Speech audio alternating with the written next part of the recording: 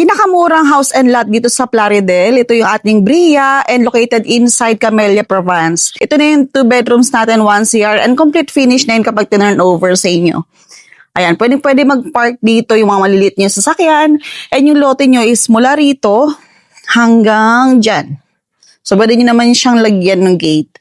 Ayan, ito, sa inyo pa rin tong side na to. Pwede kayo magpa-extend dito pagka na-turn over na sa inyo.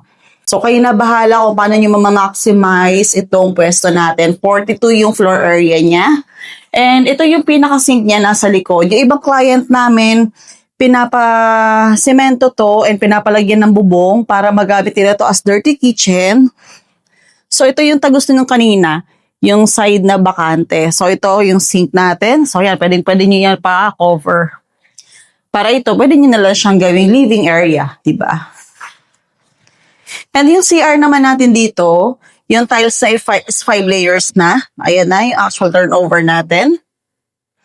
Ay, yung pinaka-stairs naman natin, ayan na siya. Cover na, hindi na po siya skeleton type. 2 bedrooms, may partition na to. Kasi yung dating turnover, bare type lang talaga siya. So, ayan. Ito yung pinakamalaking bedroom. Ayan, ganda. Naka-vinyl na rin to. So, ayan. Ganda, diba? Tamang-tama to starting family ka kasi mababa lang naman yung monthly niya. Bank financing. And kami naman yung magpaprocess na nun lahat. Ayan siya. And ito yung bedroom para sa inyong mga junakis. Ayan na. Yan yung pinaka-actual turnover. Maglalagay na lang talaga kayo ng gamit, diba? Kaya kung interesado kayo, ilalagay ko yung number dito. Kontakin nyo na lang ako para sa free site tripping. Bye!